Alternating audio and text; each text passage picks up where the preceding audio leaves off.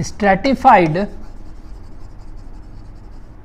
Squamous epithelium. ठीक है, तो स्ट्रैटिफाइड स्क्वैमस एपिथेलियम क्या है?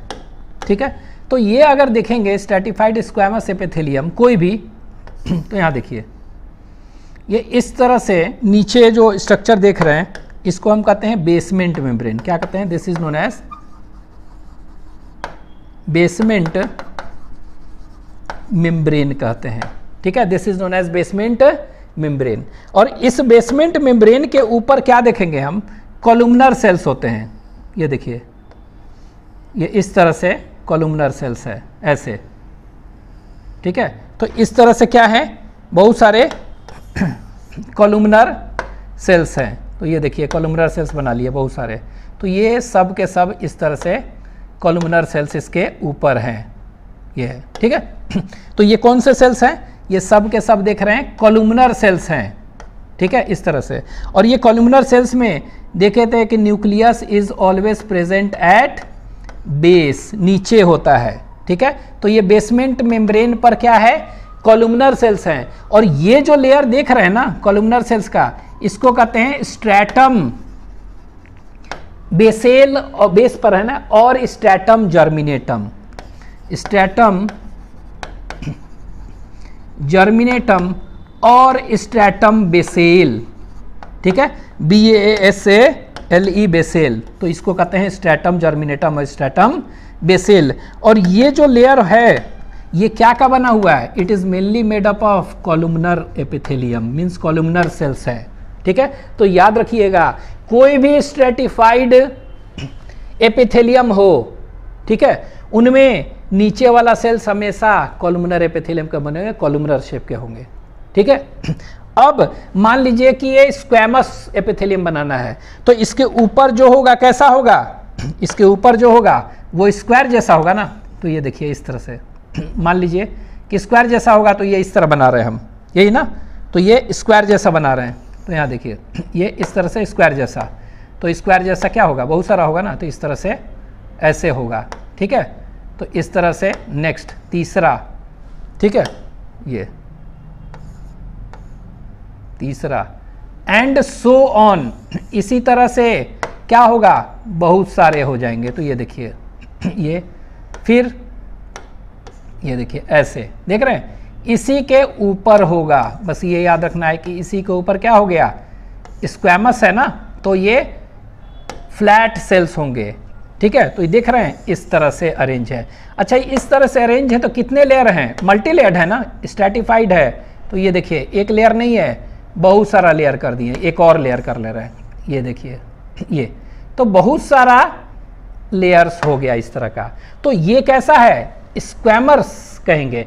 तो ये स्ट्रैटिफाइड स्क्वैमस एपिथेलियम है। तो जब भी स्ट्रैटिफाइड हम बनाएंगे एपिथेलियम, तो सबसे पहले बेसमेंट में बनाना है, और उसके नीचे कौन सा है? स्ट्रैटम जर्मिनेटम बेसेल, ऑलवेज कॉलुमनर होगा। ठीक है, ये कैसा होगा? Always it is columnar. ठीक है, किसी में भी। लेकिन अगर इसके ऊपर कैसा होगा? इसके ऊपर अगर कह सकते हैं फ्लैटेंड सेल है, स्क्वायर जैसा है ना, तो इसको स्क्वैमस कहेंगे। और ये जो लेयर है ना, ये वाला लेयर, इस लेयर को कहेंगे stratum, stratum transitional, TRANSITIONALE, transitional कहेंगे। क्या कहेंगे इसको? This layer is known as stratum transitional. याद रखिएगा, ट्रांजिशनल मतलब कि यही वाला क्या होगा? चेंज होगा। और ये ट्रांजिशनल क्या होता है? ये डिफरेंट टाइप्स का होता है। It is of different types. ठीक है, तो स्ट्रैटम ट्रांजिशनल जो देख रहे हैं ना, ये डिफरेंट टाइप्स के होंगे। अगर मान लीजिए कि ये कैसा होगा स्ट्रैटम ट्रांजिशनल में सेल्स, अगर ये फ्लैटेंड सेल्स हो गए तो इसको कहेंगे स्ट्रैटिफाइड स्क्वैमस एपिथेलियम। अगर यही वाला स्ट्रैटम ट्रांजिशनल वाला सेल्स जो है वो कैसा होगा? क्यूब लाइक सेल्स होगा, तो इसी को कहेंगे स्ट्रैटिफाइड क्यूबॉइडल एपिथेलियम। ठीक है, अगर इसी में क्या होगा? ये वाला जितने भी स्ट्रैटम ट्रांजिशनल सेल्स हैं, अगर कॉलुमनर होंगे डिफरेंट लेयर्स में, तो इसको क्या कहेंगे? स्ट्रैटिफाइड कॉलुमनर एपिथेलियम कहेंगे। ठीक है, तो कोई भी स्ट्रैटिफाइड एपिथेलियम है, नीचे वाला लेयर कॉलुमनर होता है, स्ट्रैटम जर्मिनेटम कहते हैं, ऊपर वाला चेंज हो सकता है, इसको ये डिफरेंट टाइप्स के होंगे, उसको कहेंगे स्ट्रैटम ट्रांजिशनल। ठीक है, मान लीजिए अब ये स्क्वैमस का हम बनाया है, तो ये स्क्वैमस का इस तरह हो गया। ठीक है, अब ये स्क्वैमस वाला जो एपिथेलियम देखेंगे ना, ये दो तरह का होगा। इसमें केराटिन का डिपोजिशन हो सकता है, चाहे केराटिन का डिपोजिशन नहीं भी हो सकता है। तो मान लीजिए कि अगर केराटिन का डिपोजिशन इसमें है, तो मान लीजिए केराटिन का डिपोजिशन कहाँ होगा, इसमें पूरे में नहीं, आउटर मोस्ट लेयर में। तो ये देखिए, ये आउटर मोस्ट लेयर है ना इसका सेल्स का, तो इसमें केराटिन का हम क्या कर रहे हैं, इसमें केराटिन का डिपोजिशन हो रहा है। तो ये देखिए, ये क्या है, केराटिन है, केराटिन प्रेजेंट। ठीक है, तो इसमें क्या हो गया है, केराटिन है, outer most layer of stratified squamous epithelium. तो इसको हम क्या कहेंगे, तो इसको हम कहेंगे केराटिनाइज्ड स्ट्रैटिफाइड स्क्वैमस एपिथेलियम। लेकिन अगर केराटिन नहीं है, वैसे ही था, तो क्या कहेंगे इसको, non keratinized stratified squamous epithelium. अभी डिफरेंस हम देखेंगे दोनों में। ठीक है, तो केराटिन है, और ये केराटिन होता क्या है, केराटिन ये वाटर प्रूफ प्रोटीन होता है, वाटर को निकलने नहीं देगा। ठीक है, तो याद रखेंगे, it is a water proof protein होता है। ठीक है, तो keratin is a water proof. ठीक है, तो जहां पर भी बॉडी में हम देखेंगे ये केराटिनाइज्ड स्ट्रैटिफाइड स्क्वैमस एपिथेलियम कहां पर होता है, तो ये मेनली स्किन में होता है। ठीक है, स्किन, वो भी एपिडर्मिस ऑफ स्किन। तो एपिडर्मिस ऑफ स्किन में देखेंगे वहां पर क्या है, केराटिन का डिपोजिशन है, तो ये क्या करेगा, वाटर प्रूफ प्रोटीन है ना, तो वाटर को निकलने देगा नहीं, मतलब कि it prevents loss of water. ठीक है, it prevents loss of water, और ये लॉस ऑफ वाटर नहीं निकलने देगा, तो बाहर जो सरफेस है वो कैसा होगा, it makes the surface of skin क्या, ड्राई। ठीक है, तो हम ऐसा कर सकते हैं, जहां पर भी केराटिन का डिपोजिशन होगा वहां पर पानी नहीं निकल पाएगा, और पानी नहीं निकल पाएगा तो बाहर का सरफेस कैसा होगा, ड्राई होगा। ठीक है, तो इसीलिए कहते हैं कि keratinized stratified squamous epithelium covers the dry surface of skin. ठीक है, लेकिन इसके अपोजिट केराटिन नहीं है, तो केराटिन नहीं है तो वाटर निकलने देगा ना। ठीक है, तो it cannot prevent loss of water. ठीक है, नहीं कर सकता है, तो बाहर पानी निकलेगा, तो ये सरफेस में क्या होगा, मॉइस्ट होगा ना। तो इसीलिए कहता है कि non keratinized stratified squamous epithelium cannot prevent loss of water and hence it covers क्या, मॉइस्ट सरफेस। ठीक है, तो ये मॉइस्ट सरफेस को ये क्या करता है, ये कवर करता है। ठीक है, तो अभी दोनों के बीच में डिफरेंस हम देखते हैं, केराटिनाइज्ड और नॉन केराटिनाइज्ड। अच्छा, एक चीज और याद रखेंगे, ये वाला लेयर जो कि क्या है, केराटिन का डिपोजिशन है ना, केराटिन का डिपोजिशन, तो इस लेयर को हम क्या कहते हैं, जहां पर केराटिन का डिपोजिशन है, तो this layer is known as, keratin का डिपोजिशन है ना लेयर ये वाला, तो इस सेल्स को क्या कहेंगे, स्ट्रैटम कॉर्नियम, स्ट्रैटम कॉर्नियम कहेंगे। और ये स्ट्रैटम कॉर्नियम लेयर जो है ना, ये डेड होता है। क्या होता है, ये डेड, ये डेड। ठीक है, तो याद रखेंगे ये सब चीज। अभी लिख लेते हैं आगे।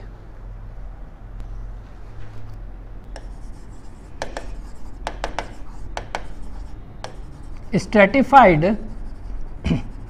स्क्वैमस एपिथेलियम जो है, ठीक है, अभी तो बताए हैं कि इनमें आउटर मोस्ट लेयर में केराटिन का डिपोजिशन हो सकता है। ठीक है, केराटिन का डिपोजिशन हो सकता है। उस बेसिस पर क्या कर सकते हैं, अगर होगा तो केराटिनाइज्ड, अगर नहीं होगा तो नॉन केराटिनाइज्ड। ठीक है, दो है ना, तो इसी बेसिस पर हम कर दे रहे क्या है, केराटिनाइज्ड।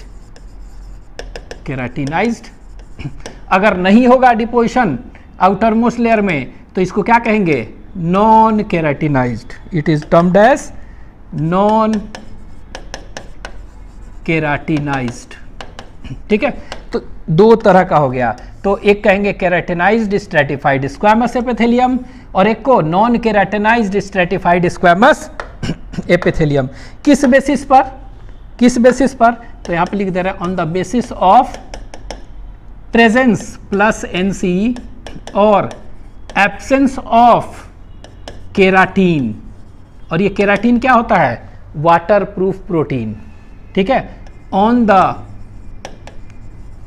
आउटर सरफेस ऑफ कौन सा? स्क्वैमस सेल्स, ठीक है। तो स्क्वैमस सेल्स में, ठीक है, होगा कि नहीं होगा? तो अगर केराटिनाइज्ड है मतलब इसमें क्या होगा? इसमें हम कह सकते हैं, डिफरेंस अगर हम पूछ दें तो इसमें कह सकते हैं केराटिन क्या होगा?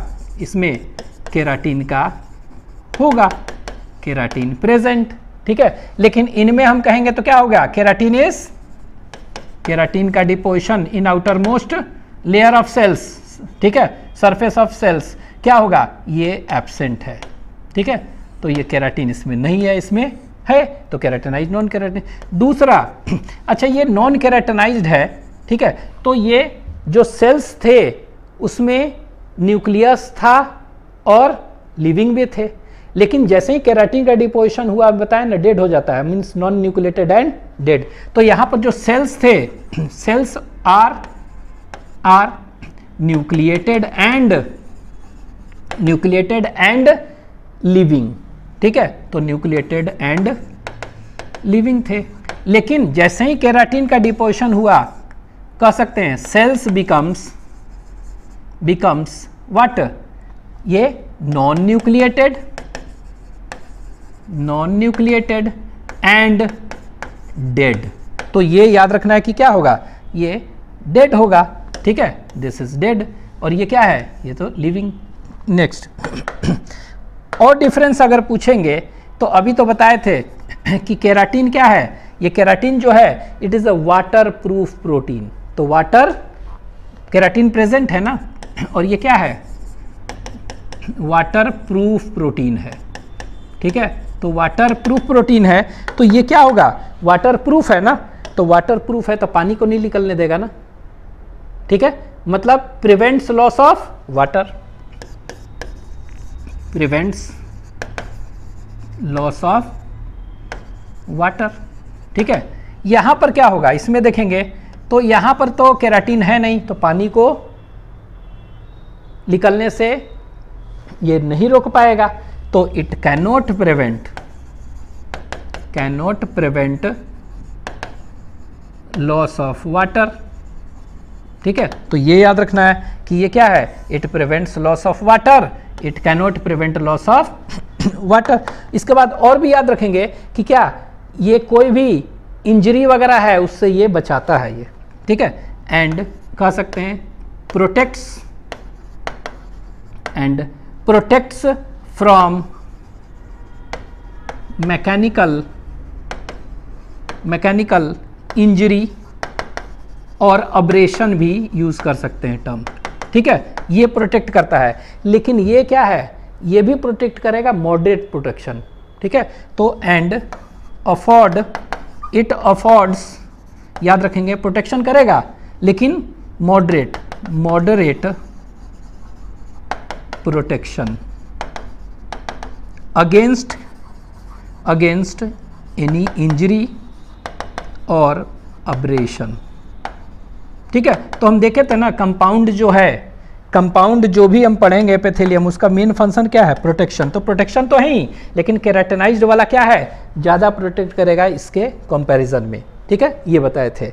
अच्छा, ये पानी यहाँ पर प्रिवेंट कर रहा है तो ऊपर का सरफेस ड्राई होगा, और ये प्रिवेंट नहीं कर रहा है तो ये मॉइस्ट होगा ना, तो कह सकते हैं it covers dry surface of skin, it covers moist surface, लिख लेते हैं। तो इट कवर्स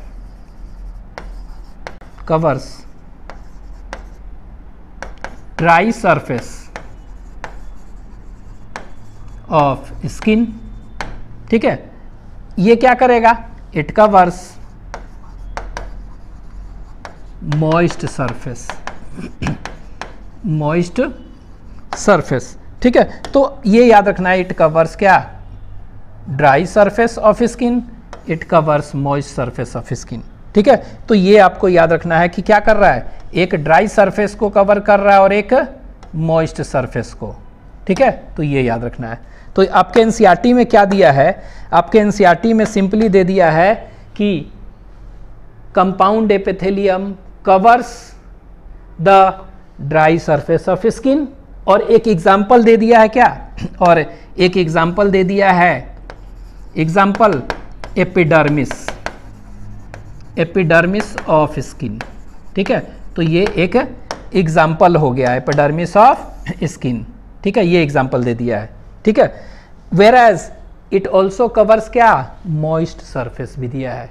ठीक है, तो compound epithelium covers dry surface of skin, example दे दिया है एपिडर्मिस, एंड मॉइस्ट सरफेस, और एग्जाम्पल इसमें क्या दे दिया है, और इसमें जो एग्जाम्पल दे दिया है वो लिख लेते हैं। इसमें जो एग्जाम्पल दिया है दैट इज दे दिया है बक्कल कैविटी, बक्कल कैविटी। तो ये देखिए बक्कल कैविटी हमेशा क्या होता है, मॉइस्ट रहता है ना। ठीक है, क्यों, क्योंकि cannot prevent loss of water, तो ये क्या होगा, भीगा होगा हमेशा। तो जितने भी मॉइस्ट पार्ट है बॉडी का सब non keratinized stratified squamous epithelium से होंगे। तो बक्कल कैविटी और फेरिंग्स, तो ये दो एग्जाम्पल आपके एनसीईआरटी में दिया है, बक्कल कैविटी और फेरिंग्स, बस ये दो। लेकिन और भी होगा, तो बक्कल कैविटी के बाद फेरिंग्स, फेरिंग्स के बाद ईसोफेगस होता है, ईसोफेगस वो भी हमेशा मॉइस्ट रहता है, ईसोफेगस, ये भी एग्जाम्पल हो जाएगा। कॉर्निया हमेशा देखते हैं हमारा मॉइस्ट रहता है।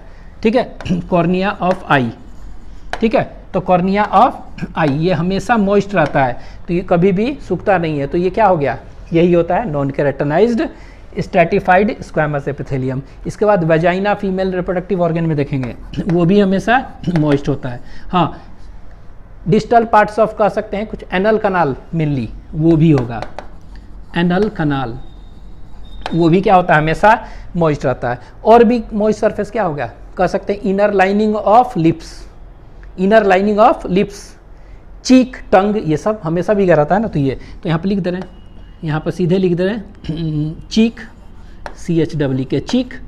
ठीक है, इसके बाद टंग, TONGU टंग, और इनर लाइनिंग ऑफ लिप्स, तो ऐसे करके लिख दे रहे हैं, तो ये याद रखिएगा।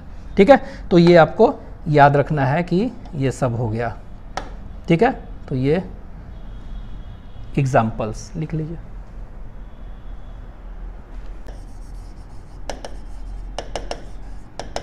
स्ट्रैटिफाइड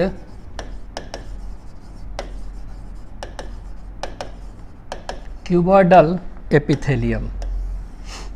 ठीक है, तो स्ट्रैटिफाइड क्यूबॉइडल एपिथेलियम जो है वो कहाँ पर पाया जाता है, ये याद रखना है, आपके एनसीईआरटी में दिया हुआ है। तो it is present in the inner lining of ducts of glands.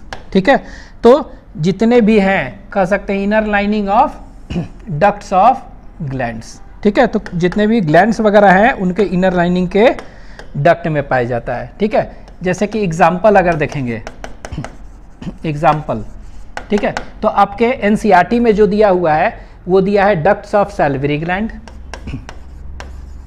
Ducts of salivary gland, ये एनसीईआरटी में दिया है आपके। ठीक है, इवन दिया है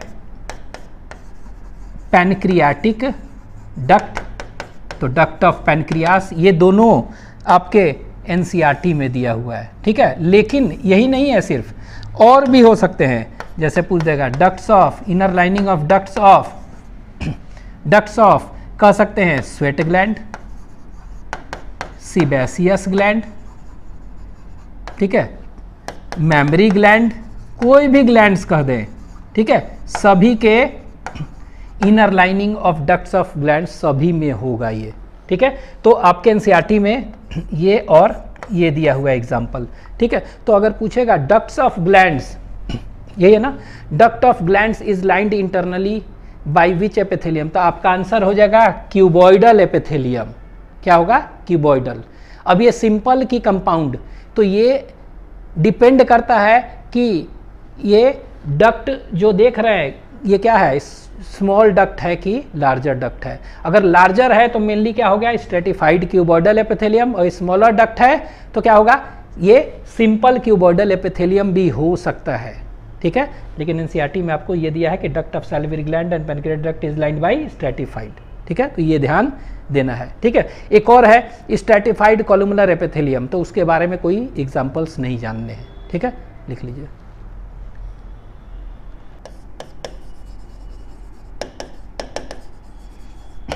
ट्रांजिशनल एपिथेलियम और यूरोथेलियम भी इसको हम कह सकते हैं, ठीक है। Transitional epithelium is also known as urothelium, ठीक है। तो क्यों कहते हैं यूरोथेलियम? तो मेनली क्या है, आप इसको कह सकते हैं, ये क्या है, ये देखिए यूरेटर में पाया जा रहा है। ये कहाँ पाया जाएगा? ये यूरिनरी ब्लैडर है ना, तो ये देख रहे हैं यूरिनरी ब्लैडर में पाया जा रहा है। और ये क्या है? This is urethra. तो सभी जगह पाया जा रहा है ना, यूरेथ्रा में भी पाया जा रहा है। लेकिन हाँ, यूरेथ्रा ये देख रहे हैं ना, यूरेथ्रा यूरिनरी ब्लैडर के क्लोजर जो एरिया, यही ना यूरेथ्रा, तो इसको हम कहेंगे प्रोक्सिमल पार्ट। कौन सा पार्ट कहेंगे? प्रोक्सिमल। और जो दूर होगा डिस्टल। तो यूरेथ्रा के कौन सा पाया जाएगा? ये प्रोक्सिमल पार्ट में पाया जाता है मेनली, यही ध्यान दीजिएगा, ठीक है। तो ये कहाँ पर पाया जा रहा है याद रखना है, यूरेटर में, यूरिनरी ब्लैडर में और प्रोक्सिमल पार्ट ऑफ यूरेथ्रा में ये पाया जा रहा है, आपको ध्यान रखना है, ठीक है। यहाँ पर पाया जा रहा है। तो ये सब क्या है, इन सब में पाया जा रहा है एपिथेलियम, इसीलिए यूरोथेलियम कहते हैं, ठीक है। अच्छा, ये जो एपिथेलियम में बताए थे ना, स्ट्रेटिफाइड और ट्रांजिशनल में अंतर क्या था? स्ट्रेटिफाइड में स्ट्रेचिंग एबिलिटी नहीं था, लेकिन इसमें स्ट्रेचिंग एबिलिटी था, ठीक है। इसीलिए क्या कहते थे? Stretchable epithelium. तो याद रखेंगे स्ट्रेचिंग एबिलिटी है इसमें, तो इसीलिए इसको क्या कहते हैं? It is known as stretchable epithelium कहते हैं, स्ट्रेचेबल एपिथेलियम, ठीक है। क्यों? क्योंकि ये स्ट्रेच होके ये क्या होता है, ये रिड्यूस हो सकता है। जैसे कि फॉर एग्जाम्पल यहाँ देखिए, ये बनाया है, इस ये जो यूरिनरी ब्लैडर है इसको बड़ा करके दिखा रहे हैं हम इस तरह से। तो बड़ा करके देखते हैं, तो urinary bladder is lined by transitional epithelium, ठीक है। और ये जो एपिथेलियम देख रहा है क्या है? मल्टी लेयर्ड है ना, कंपाउंड। तो मल्टी लेयर्ड है, तो it is made up of क्या? 4 to 6 layer of dissimilar cells के बने होते हैं। तो जैसे कि आउटर सेल्स है तो ओवल जैसा होंगे, मिडिल है सेल्स 3-4 लेयर है, पॉलीहेड्रल सेल्स हैं, ठीक है। और ये जो इनर वाले सेल्स है सबसे क्या है? Cuboidal cells. मतलब कि जितने भी हैं 4 to 6 लेयर्स ऑफ सेल्स हैं वो डिसिमिलर शेप के हैं, ठीक है। लेकिन मान लीजिए यूरिन इसमें आ रहा है, यूरिन भर गया पूरी तरह से, ठीक है, यूरिन इज कंप्लीटली फिल्ड। तो इन दैट केस अगर कहा जाए कि आपको यूरिनेशन जो है ना अभी नहीं जाना है, प्रिवेंट करना है, तो आप क्या करेंगे? हाफ एन आवर नहीं जाना है तो हाफ एन आवर क्या होगा? यूरिन तो बनते रहेगा ना। तो इन दैट केस क्या होता है? टू अकोमोडेट मोर यूरिन, ठीक है। ये जो देख रहे हैं कितना था, 4 to 6 लेयर ऑफ सेल्स थे ना, ये क्या हो गया? ये रिड्यूस करके 2 to 3 लेयर्स ऑफ सेल्स बन जाएंगे। और ये जब रिड्यूस कर जाएगा, स्ट्रेच होके जो सेल्स बनेंगे, अब उनका शेप देखेंगे सभी सेल्स का एक हो जाएगा, सिमिलर। और वो कैसा होगा? फ्लैटेंड और स्क्वैमस हो जाएगा, ठीक है।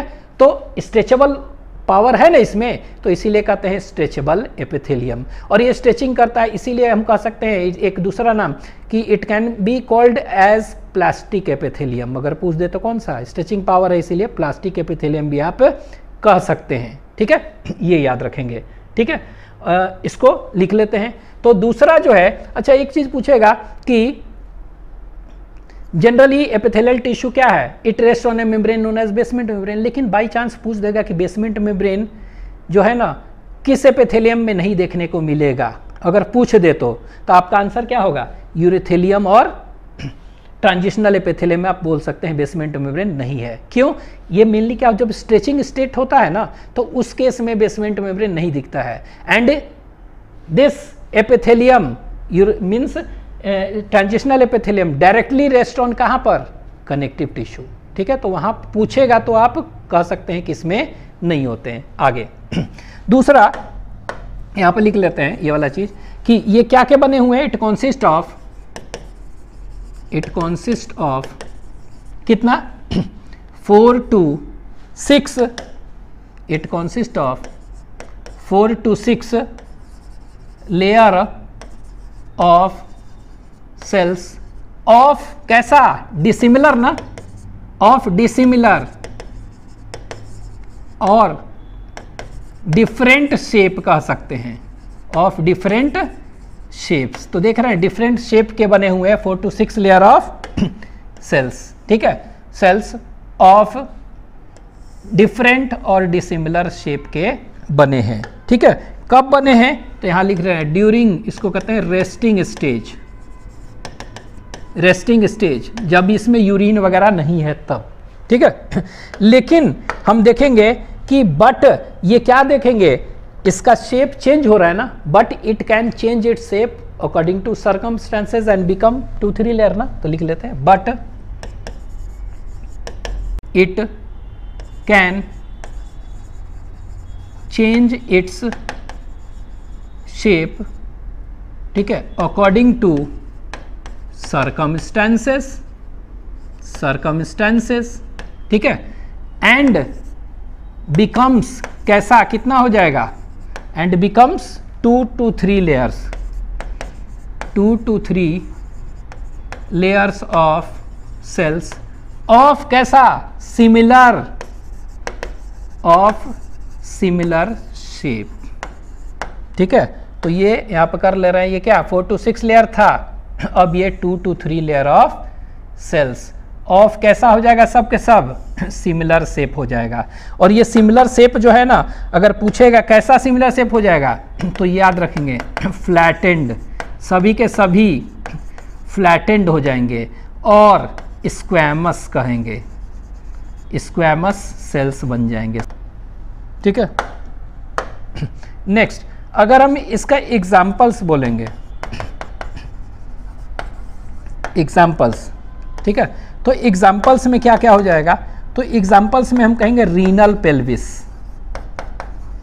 रीनल पेल्विस, क्या है रीनल पेल्विस, तो ये देखिए ये तो यूरेटर है, और यूरेटर का जो एक्सपेंडेड पार्ट होता था ना, ये वाला, यही है ना एक्सपेंडेड पार्ट, ये वाला, तो इसका एक्सपेंडेड जो पार्ट होता है इसको क्या कहते हैं हम, इसको कहते हैं रीनल पेल्विस, तो ये भी हो सकता है रीनल पेल्विस, तो एक्सपेंडेड पार्ट ऑफ यूरेटर, ठीक है। दूसरा यूरेटर, ठीक है। तीसरा यूरिनरी ब्लैडर, ठीक है, ये भी होगा।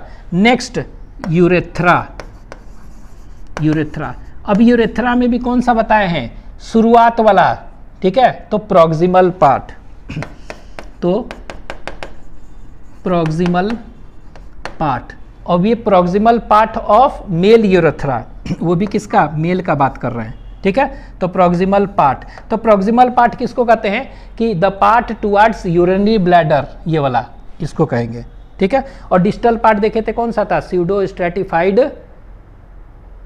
नॉन सिलेटेड एपिथेलियम था, ठीक है, उसमें बता चुके हैं। तो ये याद रखेंगे renal pelvis, ureter, urinary bladder and male urethra, वो भी इसके प्रॉक्सिमल पार्ट में, ठीक है। तो ये आपको ध्यान रखना है, इसको लिख लीजिए।